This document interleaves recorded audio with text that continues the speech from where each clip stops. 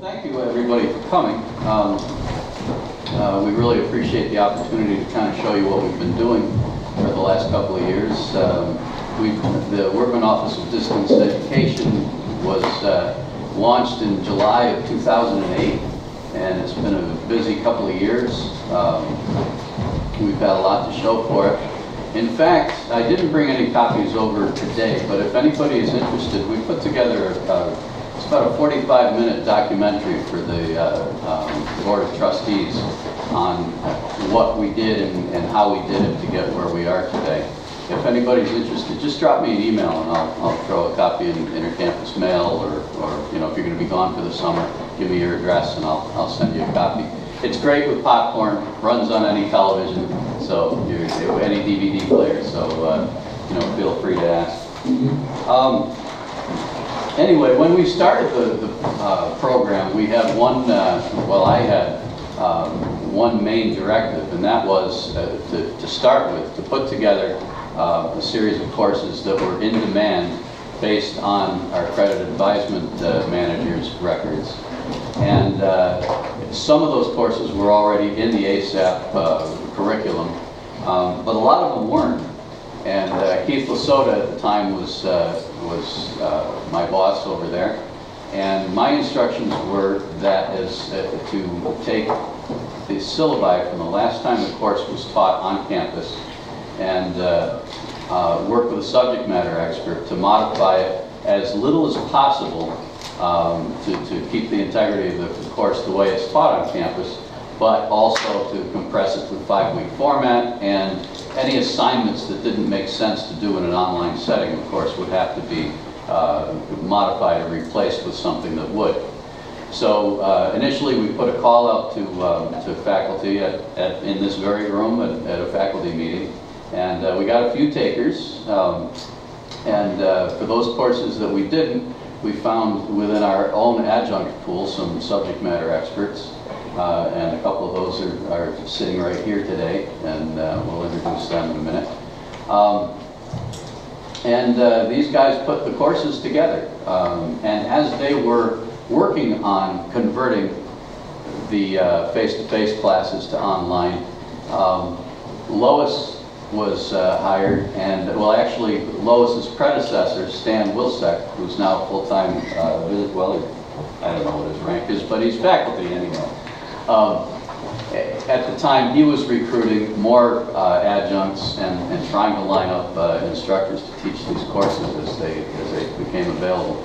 We had an initial training program that was sort of in a group setting, and we started with the same sort of model that Jeff Snow was using on campus, where you learn how to use Moodle, and then you set up your own page based on your knowledge of Moodle. But what we found was that in our program, we tend to standardize our delivery a little more than the campus does. It's just a necessity when you're using more adjuncts to work that way.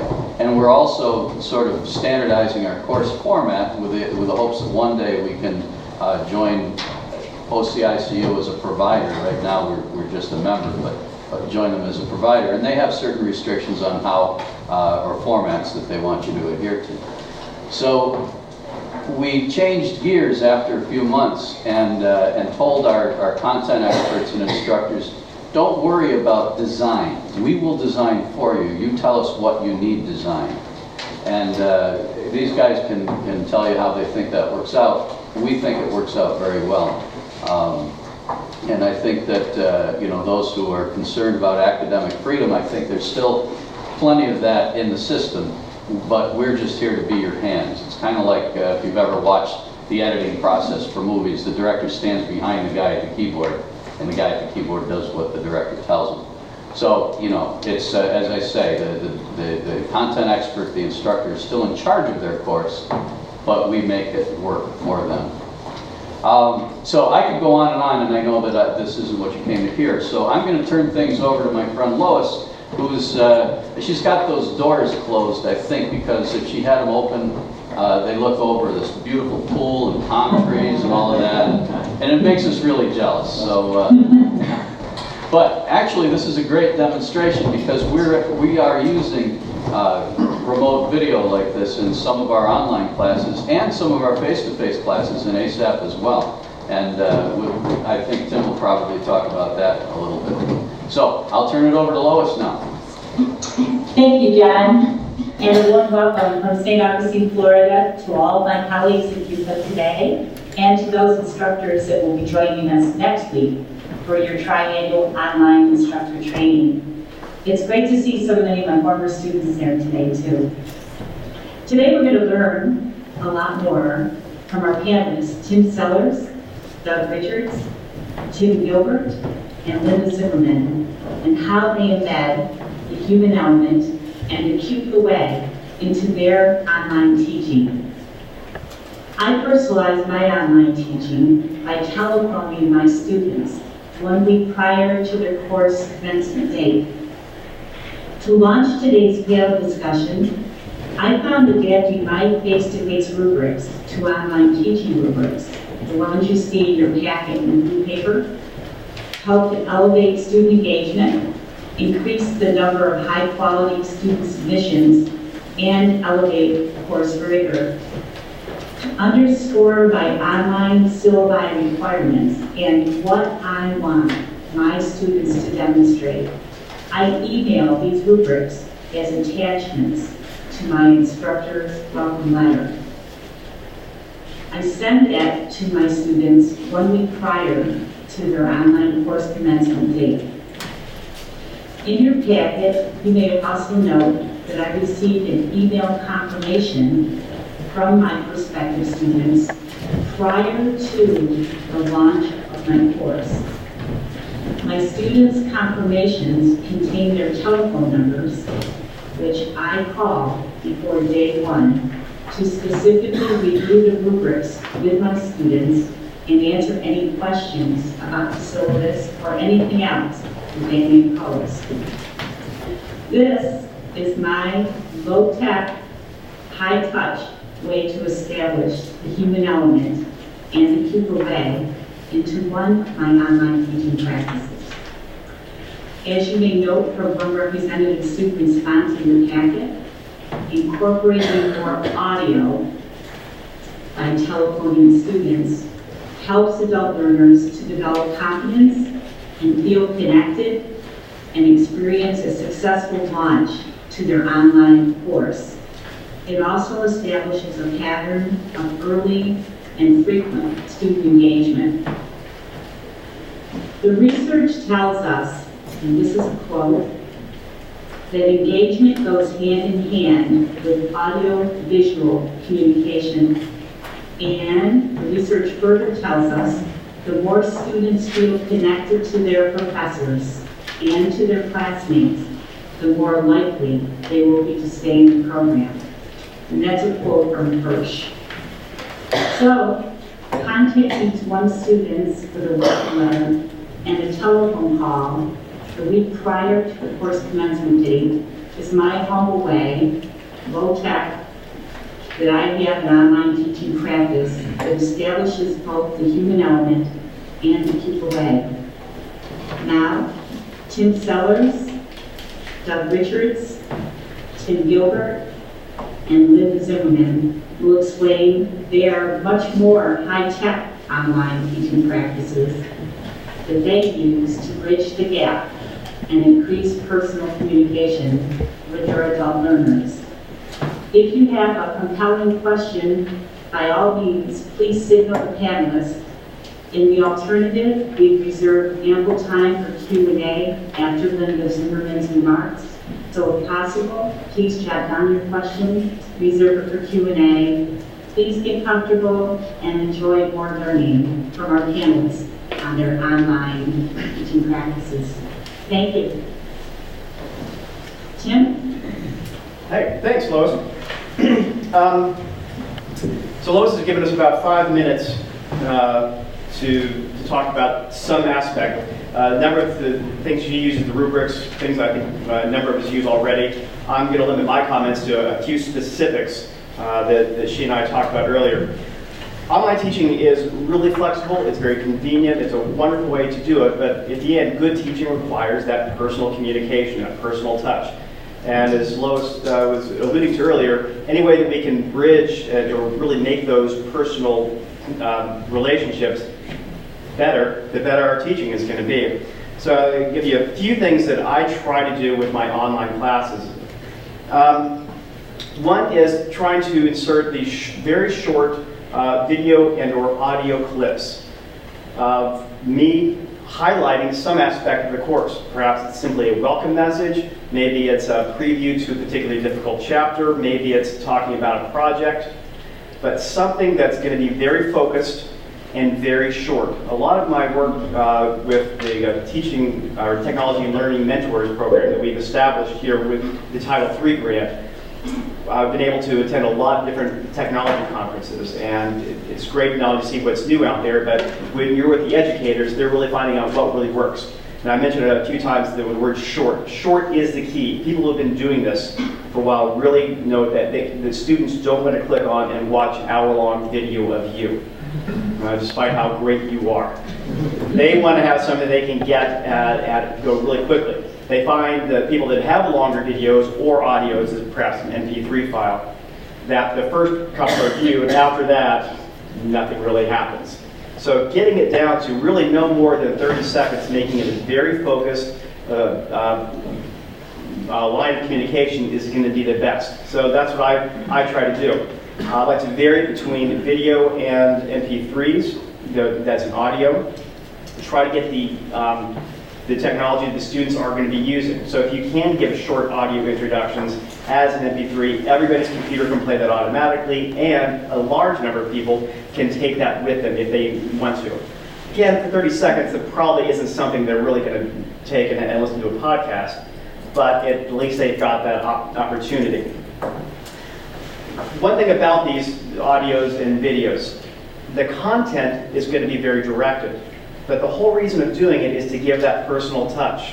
So simply reading what you want into the camera isn't going to be as effective. It's not giving that personal touch. So the more personality you can get in that short clip of time, the better off this particular technique is going to work. Otherwise, you're better off sending out a memo to them, an email.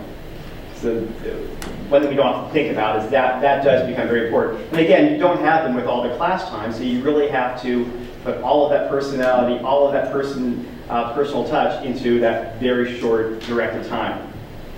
Logistically, small size is much better for both the server side and for the students. Again, an hour-long video that the students can access, that is going to be very burdensome for them to download, given the variety of technology that the students have, from dial-up to high speed.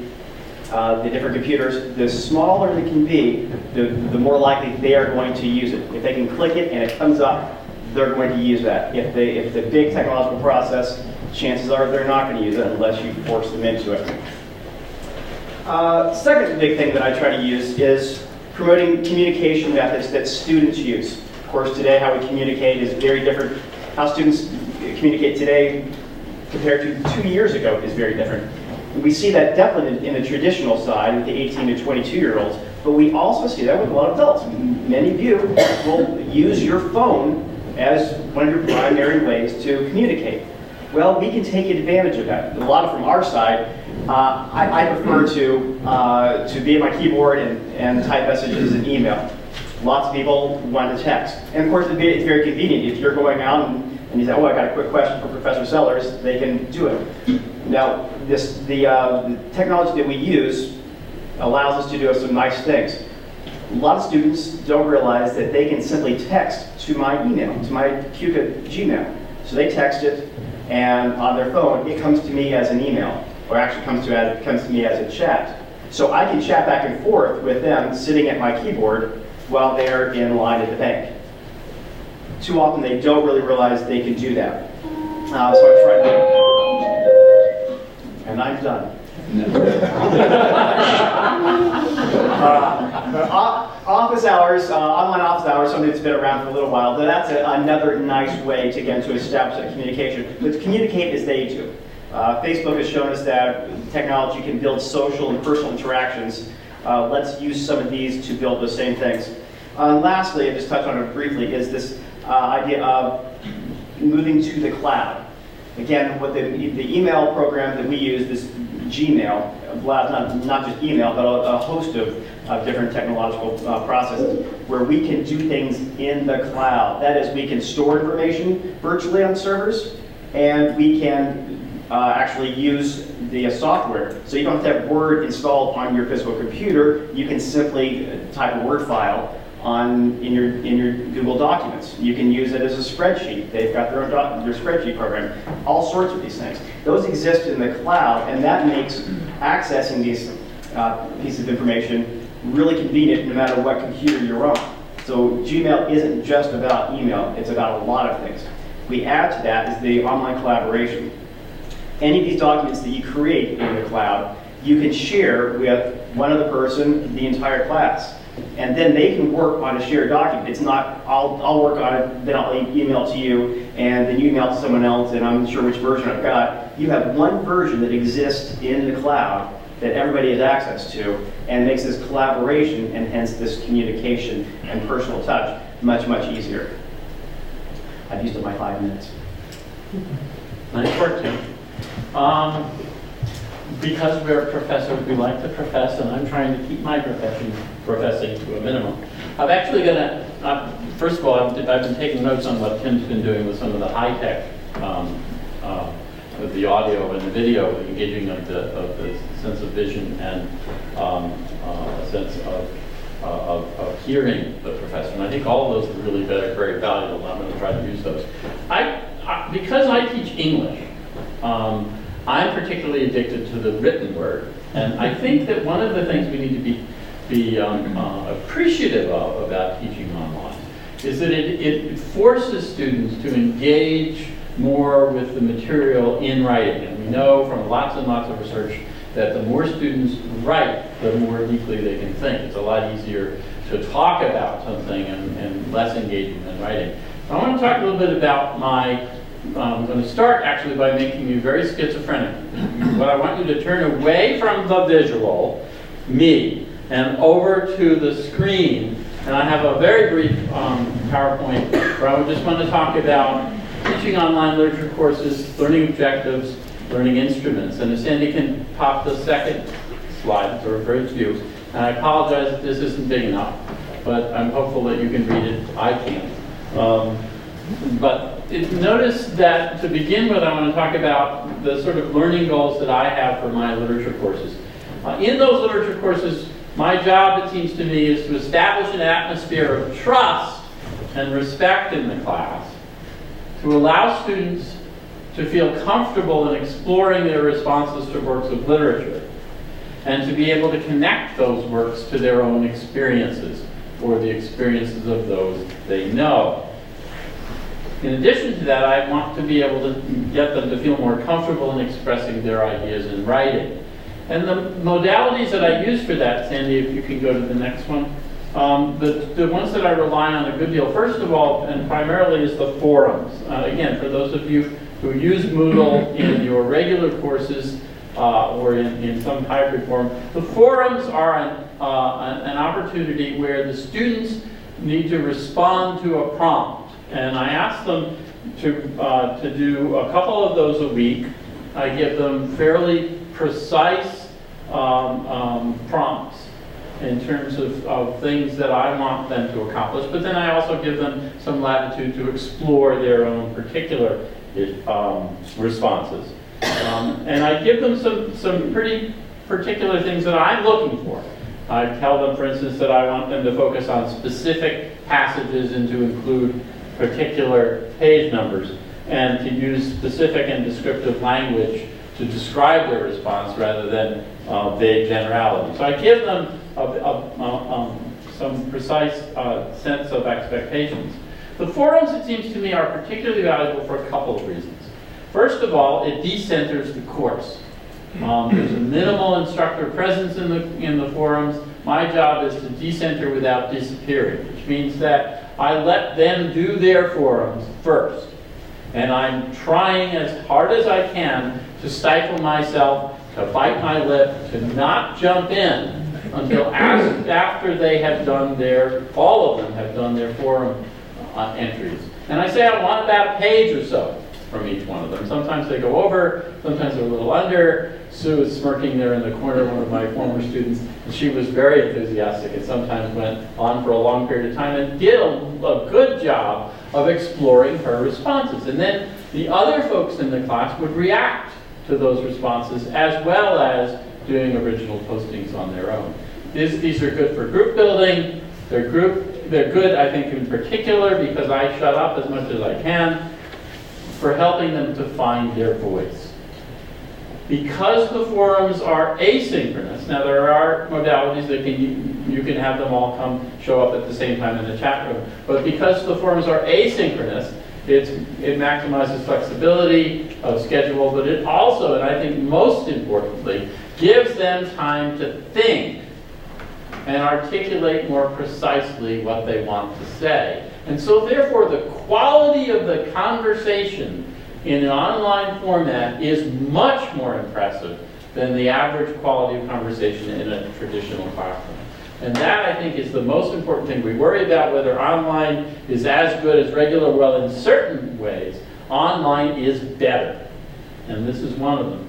And as a writing teacher, I have to tell you, I enjoy and am impressed by the kinds of comments that my students make, far more than on average than I do even in a regular classroom. Sandy, just one more slide. So facilitating conversation, making students comfortable. The other one's not coming up, huh?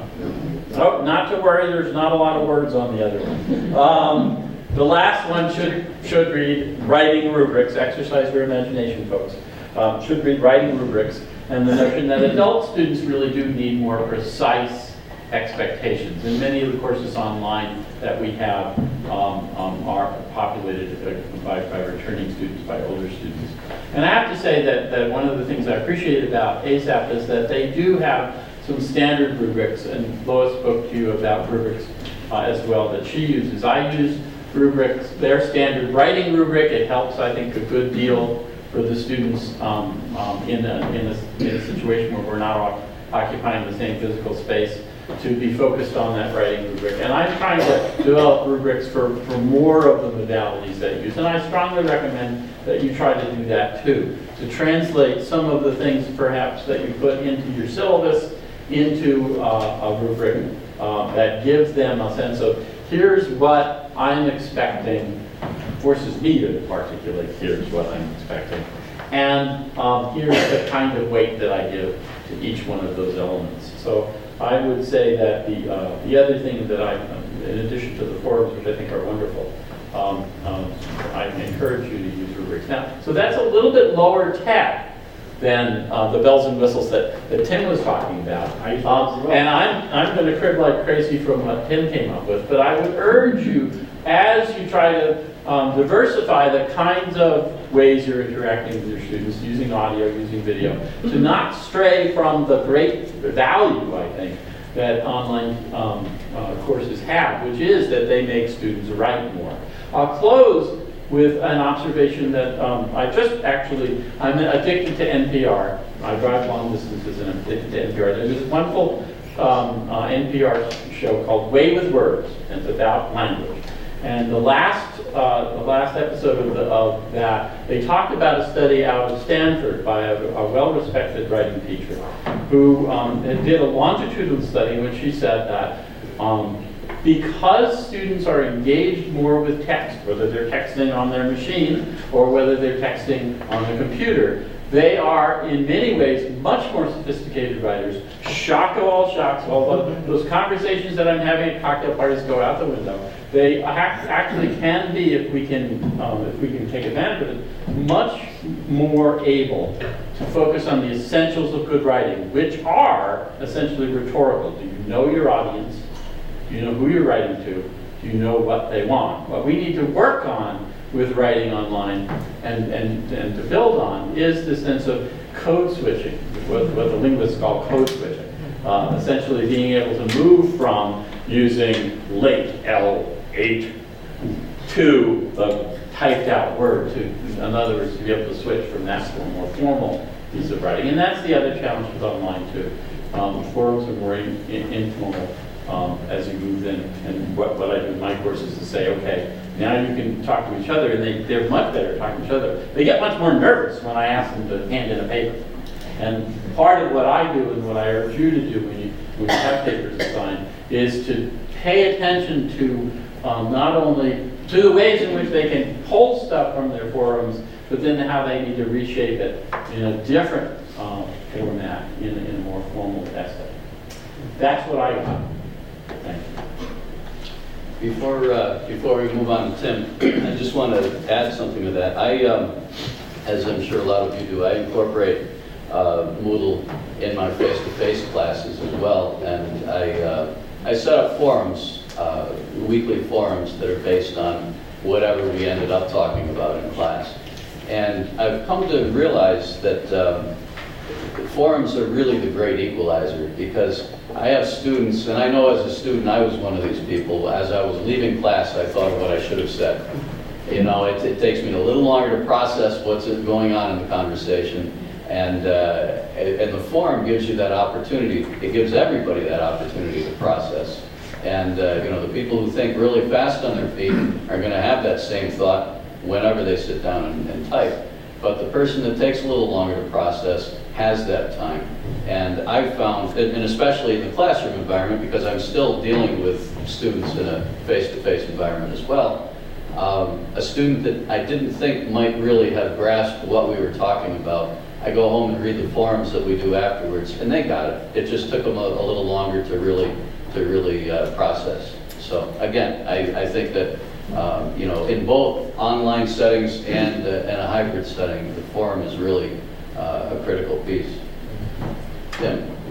I agree with everything the first three speakers said, and I'm interested in this. I started as an instructor at RIT about 15 years ago, face-to-face classes, and about 6 years ago, they in statistics, and they asked me to do an online course. So I developed an online course. And one of the things that was missing, that's been mentioned by most everyone, is the human factor. And the first online course was full of Dropboxes and PowerPoints, and it was kind of like a guided independent study. And it kind of went against the grain of one of the best pieces of advice that I had as an instructor starting out, and that is get in the boat with the students and roll with them. And so that was kind of missing. And RIT certainly had video capability. However, the support was structured enough and not handy enough for me to do the kind of editing that I really wanted to do in doing video presentations. So as that has gone along, and then joining the ASAP program about 3 years ago now, I think 2 years back I met John and Troy, and they talked about doing videos with my, doing an online course and incorporating videos. And they had the patience for a number of takes on the video. And as I got comfortable with that and brought more human touch to it and more enthusiasm, or certainly interaction with the content piece through the video, it started to get traction with that human touch. And along with Lois's advice in calling students before the class starts, particularly with the statistics course, there's a lot of anxiety, a lot of mixed level of capability. So that introductory call and discussion of things that are up on Moodle, your course objectives and how you're going to run the course that are in the syllabus, reinforcing them, answering questions on it, it's been very helpful. Then in parallel with the video, with Troy and John doing the shooting, they came up and said, hey, there's a software out there where you can shoot the video at home, right through your laptop, You'll be the talking head. Your PowerPoints come up. You can talk to them. You do the 5-minute video to begin with, and then you want to edit it down. As time goes on, you realize you should be saying this in about a minute 30 tops. I like the 30-second idea also. So I picked up that software, and now with each lesson, each set of PowerPoints, I select out key PowerPoints and say, here's the reinforcing points that I really want to have you take away from this week's work and this week's session. And what I found there is the precision of what I talk about relevant to the topic becomes clearer and clearer with each day. And I go, oh, I think I got that just about right. And I can bring in about the 5th or 6th tape, I relax enough so that I bring in a little humor, can bring in more of me, vary the approach. Things will come into my mind, as they always do when you present something and say, oh, I wish I had said this in class. Well, here you can erase the video and you can say it. You know, you can say, well, as you look at this concept, here's an edit, or here's a parallel of some work that you'll be doing in a couple weeks.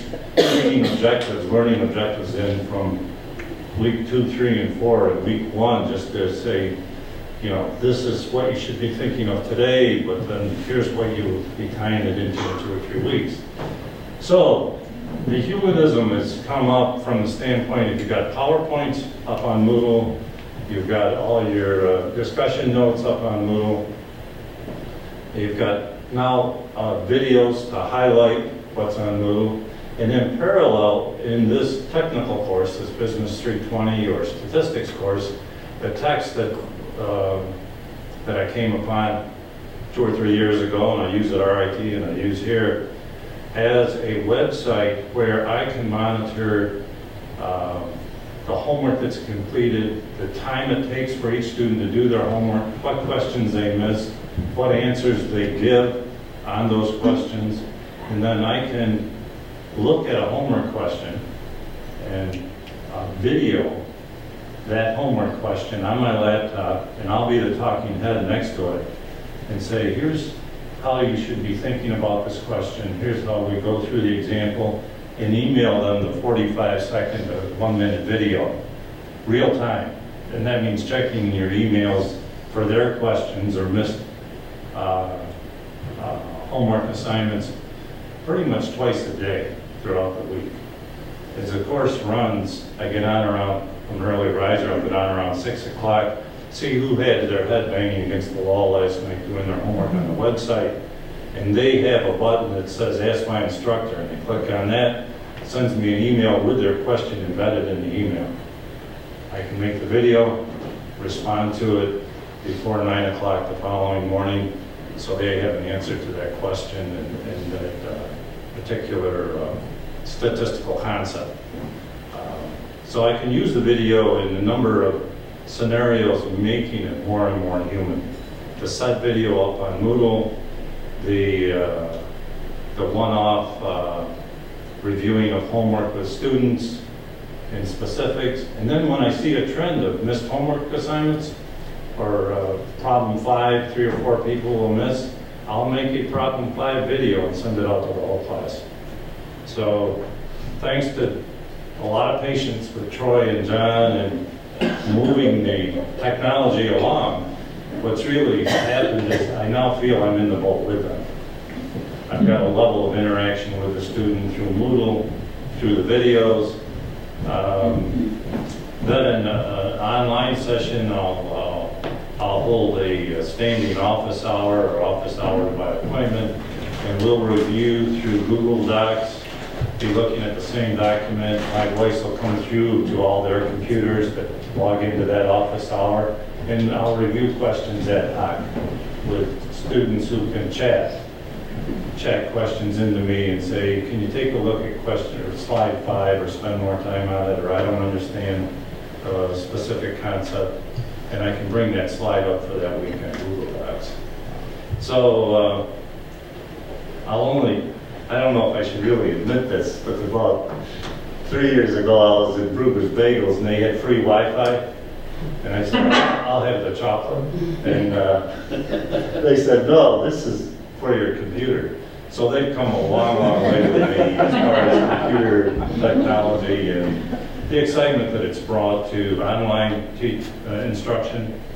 The other added benefit is the face-to-face classes. Your precision from online comes back to you in the face-to-face instruction. And many of the little video vignettes that I'll do for the online students, I'll bring and play them into the classroom when I do face-to-face instruction.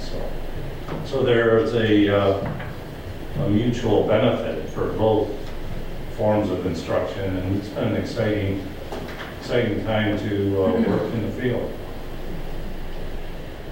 Excellent. Thank you. My name is Linda Zimmerman, and actually I came to be an adjunct through 30 years of work for a major utility company, and most of that was leading change efforts, building teams, collaboration, benchmarking, things like that. So when I came into being an adjunct, those were the skills I had, and my first course was an online course, and I had about a day to learn Moodle because we were running the next week. So I drove down, and John gave me a couple-hour tutorial with Lois, and we both walked off and said, okay, we got to figure this out, we'll do it. And actually it was a great way to learn because I really was so focused on learning it. And the quality, I think, of the classes is certainly built. That was a couple of years ago. So as I said, I kind of have eyeglasses of business. So what I'm going to talk about are some of maybe the things that the students don't see blatantly, but work behind the scenes to improve the course rigor and really the success of the student. And I look at my online class as I would if I were running a team in a major company, in terms of coaching them, mentoring them, looking at what skills are strengths, what are weaknesses, and I kind of look at it from that regard. So what I've done behind the scenes is a couple of things that are in the write-up. Is one is I teach O&M courses and I teach the MDS courses. Many of those are prerequisites or at the end of the line when students are taking electives, right before they're graduating. Those courses that are prerequisites, I can tweak using what I learn when they're at the end of the line and there's still deficiencies. So I kind of use it as a feedback loop and say, boy, I've got some people that are graduating after this course and somehow they missed like A, B, and C. So when I'm working on the design and the implementation of those beginning online courses, those are things I can really beef up. So I make sure they get them in the beginning of the cycle versus get through the cycle. And that's not to put down any other course. It's just some students don't pick some things up. The MDS courses are cross-functional in nature. So I'll have social work, business, criminal justice, nursing, whatever. That makes for a very rich forum opportunity because everyone's coming with a different set of luggage of experience. And what's MDS? Multidisciplinary studies. Oh, okay. Those are the prereqs or the electives. So somebody from a nursing perspective has a much different view than somebody from a criminal justice perspective. So the forums in terms of the learning experience can be very rich, very broad-based. The other thing is the geography is in the entire service area, if you will, that we cover in the ASAP programs. So you get people from rural, metro, urban environments, whatever. And it brings people together, and it really makes for a great kind of multidisciplined, diverse conversation, and I really like that.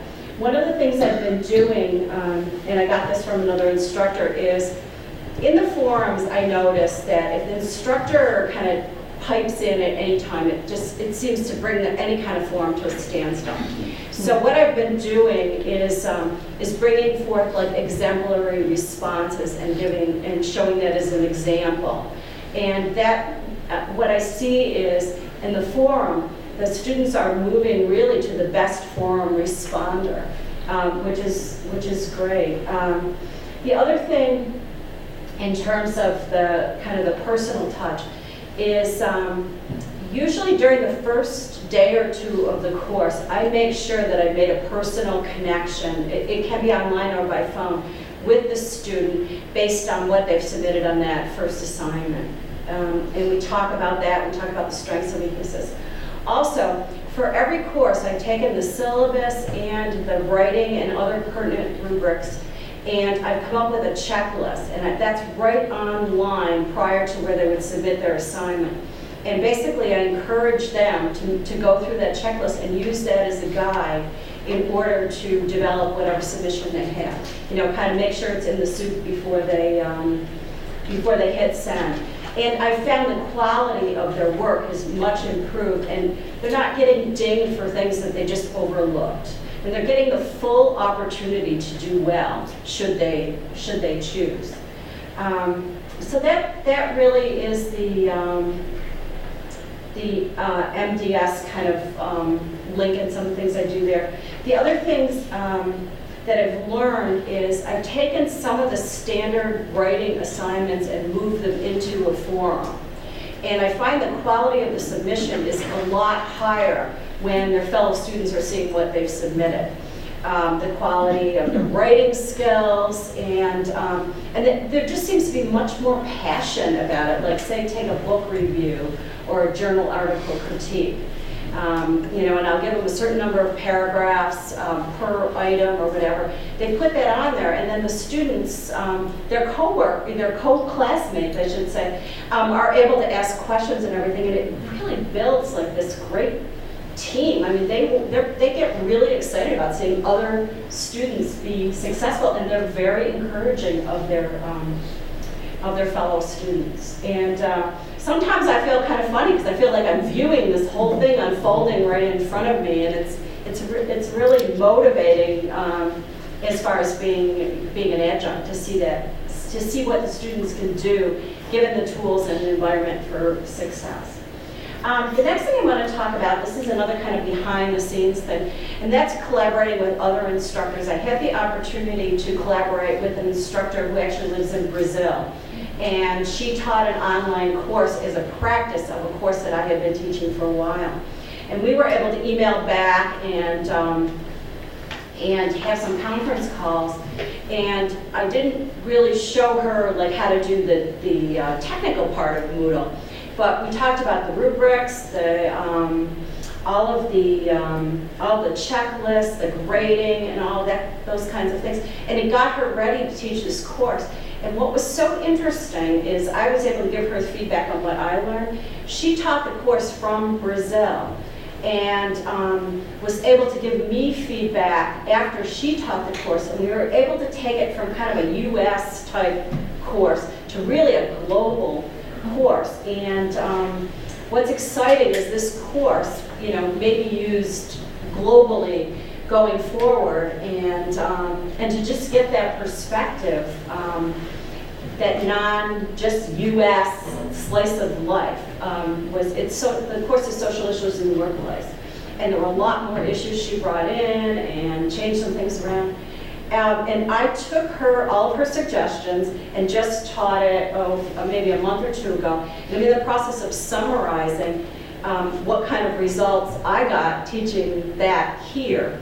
And I'll be getting those results back to her. So it's kind of a double handoff in terms of I gave it to her, she improved on it, and we're switching it back and forth.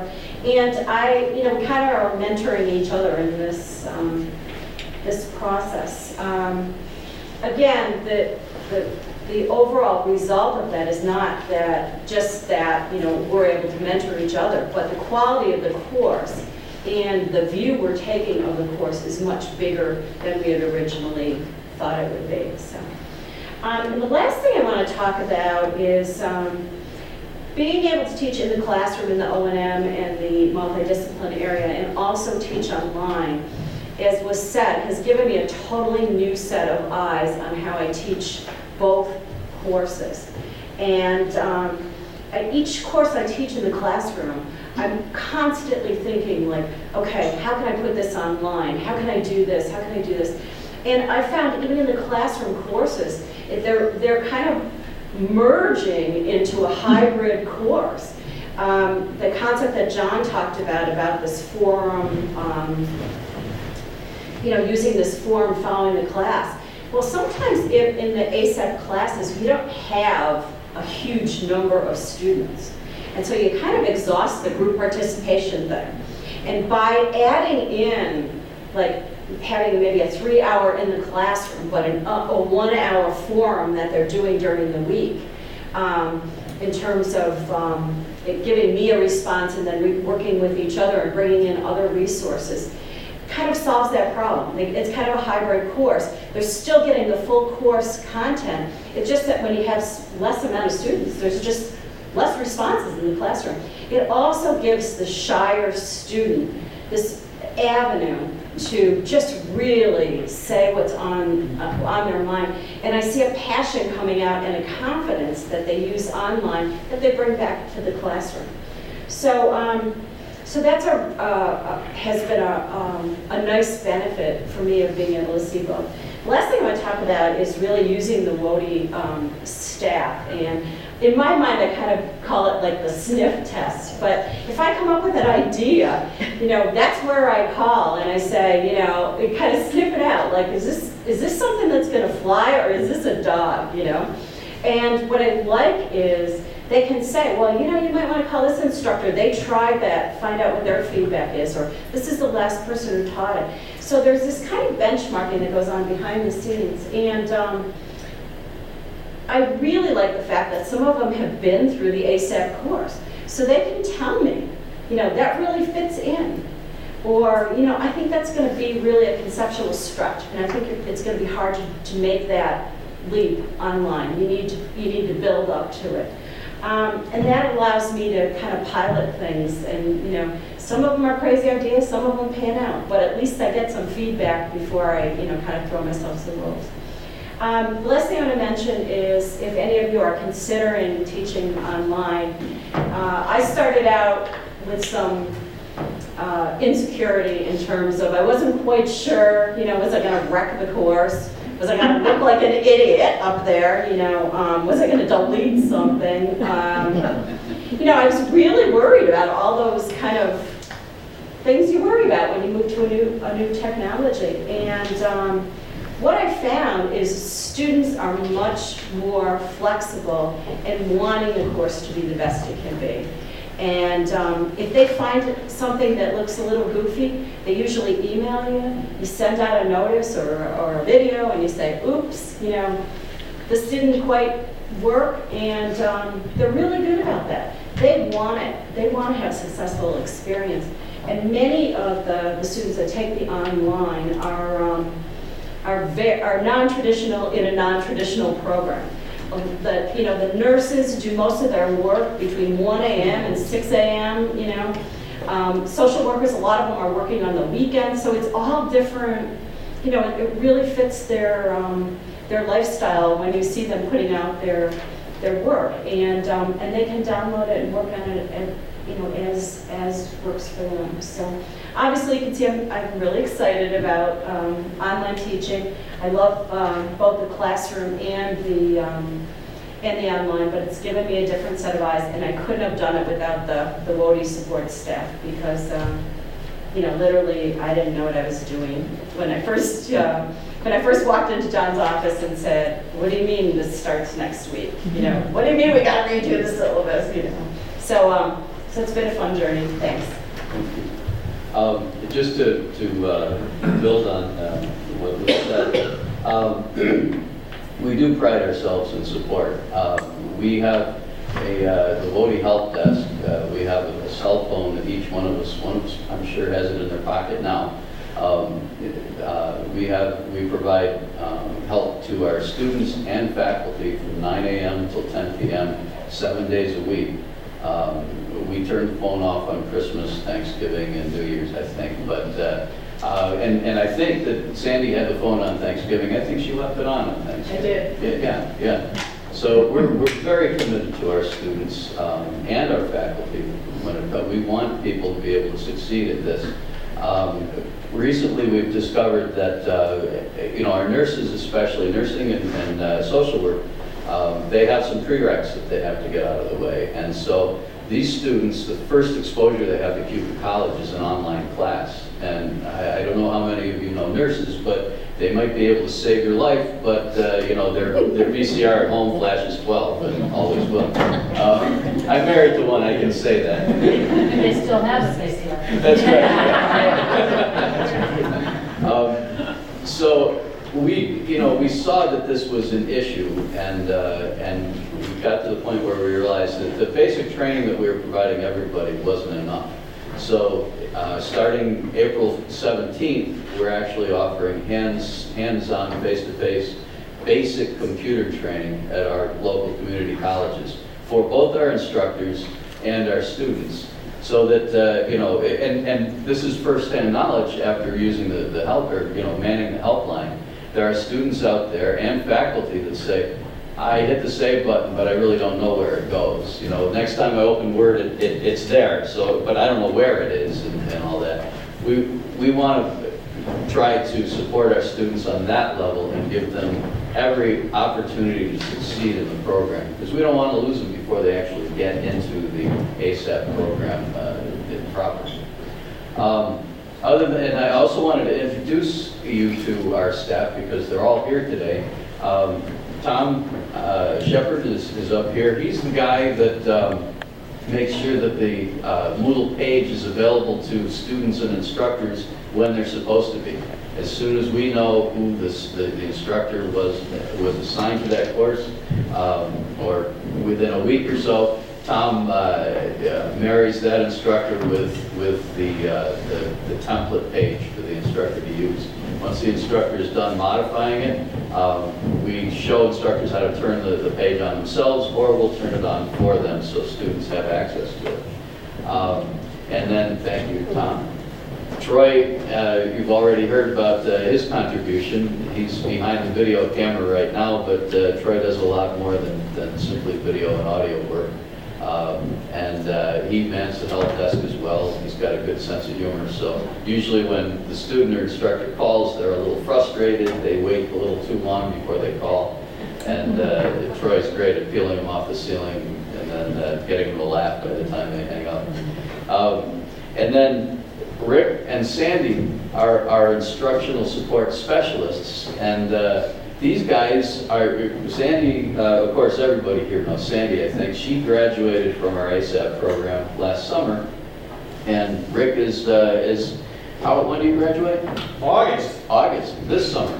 So these guys are, they understand accelerated learning, they understand what it's like to work a full-time job and learn at the same time. Oftentimes when an instructor has an idea, something to do in an online format, these guys are great to bounce that off because they really look at it from a student's perspective. Every day that goes by, they're learning more and more about instructional design, and I think that everybody will benefit from what we all have to offer. And I'm lucky enough to be working with these guys. And Lois, of course, I'm going to turn it back over to her in just a second. Lois really specializes in professional development for our online instructors. For the past 8 months or so, she's been working on, well, it hasn't been that long, it just seems like she's been working on a very comprehensive training program for our instructors. And she delivered the content to me over Easter weekend. And now it's up to us, the instructional designers, to put it in a format that'll work for our online instructors. So we hope to have that up and running by the end of the summer. In the meantime, our training for instructors is ad hoc. We sit down, we talk with a new instructor on the phone. If they can't come in, if they can, we sit down with them and work through what they're going to be doing. Lois is great at pairing up a new instructor with somebody who's been around for a while. I get, because I'm you know, I don't know why, but I usually get the calls from instructors first. Most of the time, I forward them on to Lois because she manages our instructor pool. And if there's a problem that's already been addressed, chances are she's the one who knows that and knows what the answer is. So anyway, I just wanted you to know who our team is, and you know, we're down the street a ways from you guys, and it's not always easy to know what we do and how we do it. I'd invite any of you or all of you to come by and see our digs and see how we work. It's a pretty informal environment, and we love to show off for people. So please consider stopping by. We're actually moving into a bigger spread here in June, just downstairs from where we are now. But we'd love to talk to you more. We'll talk your ear off about this stuff if you give us a chance. So Lois, you want the floor again? Just for a minute, John, I'd like to thank you for your leadership and inspiration. And before we open the floor to questions, I'd like also to thank our amazing panelists, and also to thank the Faculty Development Committee, and Dr. Lee, Dr. Smith, Dr. Roback, and the FTC co-chair, Melody Campbell. All of you showcased and sponsored FDS and will be today in fulfillment of our state ed recommendations. So now we'll get to John. We've got 15 minutes to moderate question and answer. Thank you. Questions? Yes, Melody. Tim, what is the software that you use in conjunction with your PowerPoints for audio? ScreenFlow. It's a ScreenFlow? Mac. It's for a Mac product, and John and Troy introduced me to it. I picked it up for $90, and it's a beautiful, you know, comparing the RIT and the Keuka experiences. RIT, I'd go in and I'd give the whole hour on video, and I can't stand looking at it. Here I can do 1 minute, 2 minutes. I think what Tim said, I really reinforced that, and I'll even try and be more precise and get it down to just that 30-second to 90-second vignette reinforcement. And some students need every one of those some of the time, you know, but not all students need all the time. So. My goal is a 4-second video. 4 seconds. And what program do you use, Tim? I do most of my video stuff now with simple web capturing. I use different software. I don't use the same thing. I think Captivate is a PC equivalent to ScreenFlow that you were talking about.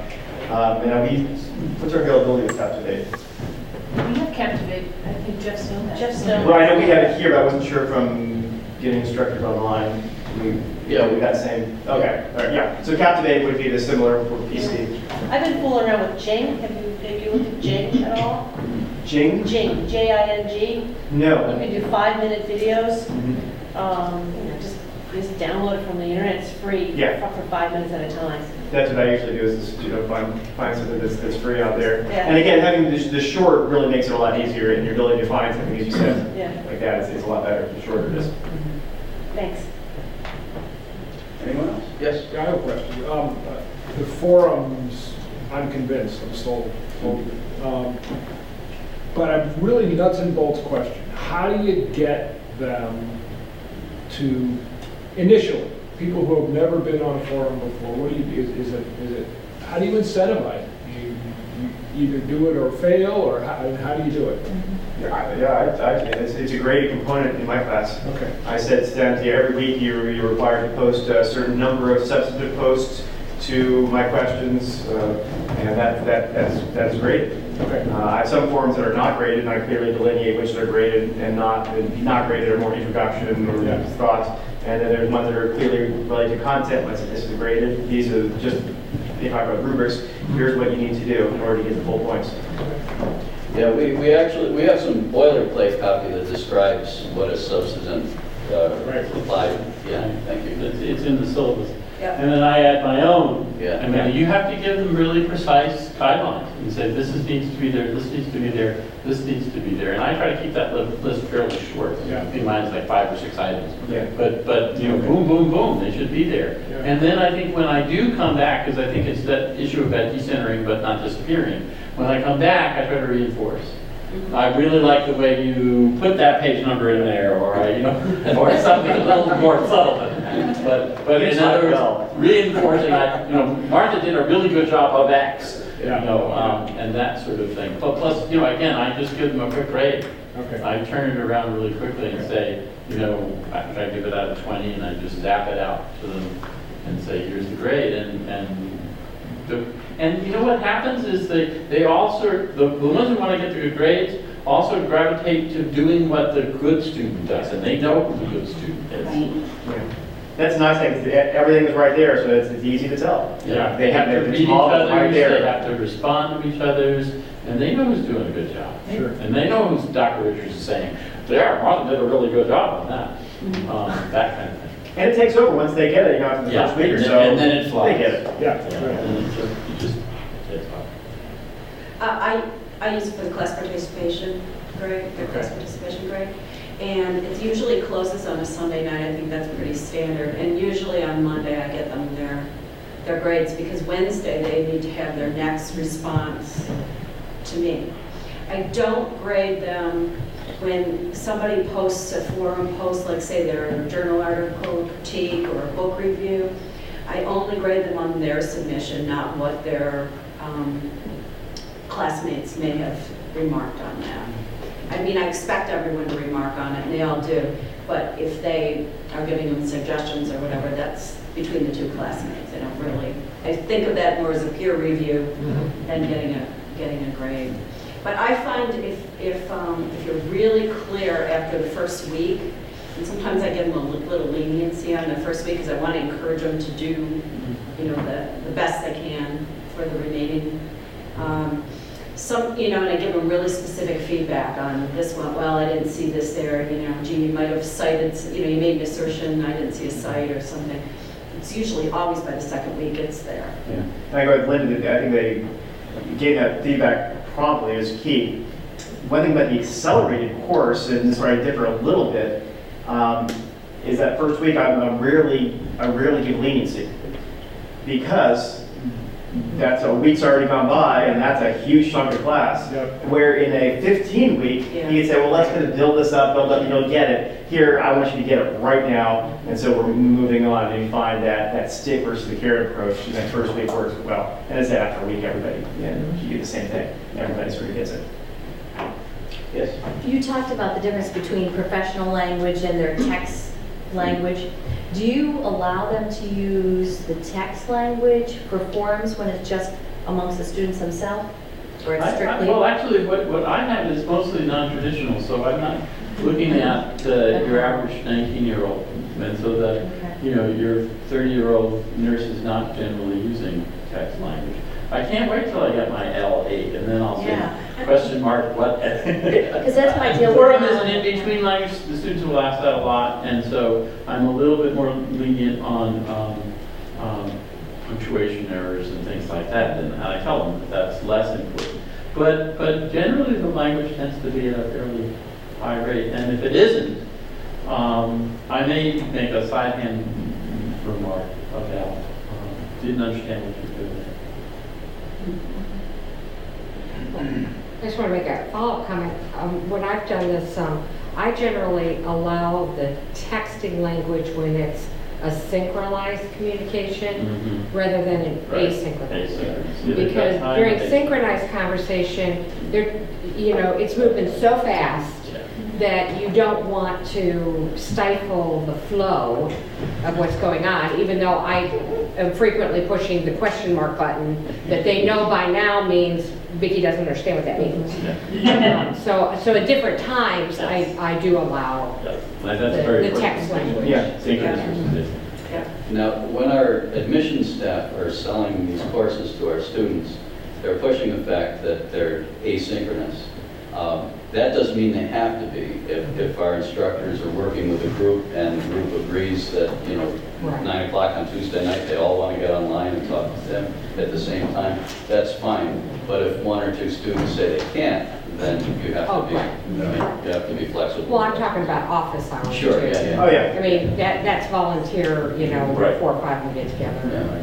But I do group work, not here at Keuka, group work at another campus.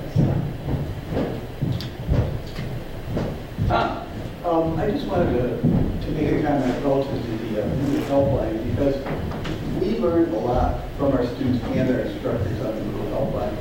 But tagging on to what the two Tims were talking about, video, I had a nursing student on one night, and we basically took care of the problem that she had. But after that conversation, she said to me, I want to tell you how much I appreciate having the videos online.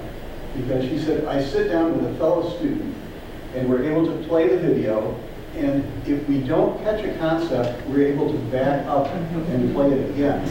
So this is an option you don't have in class. If you don't stop your professor when they're delivering a message for clarification, or because you have a hesitancy to do that, this gives you the opportunity that you can do it within the time frame you want, and any number of repetitions in order to catch the concept.